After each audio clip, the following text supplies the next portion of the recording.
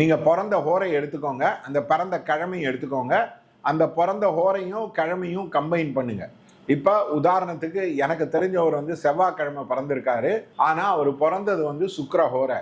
So அதனால அவர் செவ்வாய்க்கிழமை வரையில சுக்கிர ஹோரை இல்ல வெள்ளிக்கிழமையில வர செவ்வாய் ஹோரையை கம்பைன் பண்ணி காரியம் பண்ணாருன்னா அவருக்கு காரிய சித்தி நடக்கும். இது பிறந்த கிழமையும் ஹோரையும் லிங்க் பண்ணி பரிகாரங்கள் செஞ்சீங்க, இல்ல புது முயற்சிகளை செஞ்சீங்கன்னா கண்டிப்பா உங்களுக்கு ரொம்ப சக்சஸ் கிடைக்கும்.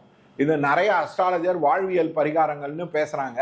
ஆனா டைம் பேஸ்ட் பண்ணி எப்படி இந்த பரிகாரங்களை செய்வது அப்படின்றது நிறைய பேருக்கு தெரியாது. அதனால நீங்க ரொம்ப ரொம்ப இம்பார்ட்டன்டான விஷயம், நீங்க பிறந்த கிழமை பிறந்த ஹோரைய கம்பைன் பண்ணி பரிகாரம் பண்ணீங்கன்னா உங்களுக்கு கண்டிப்பாக சக்சஸ் கிடைக்கும்.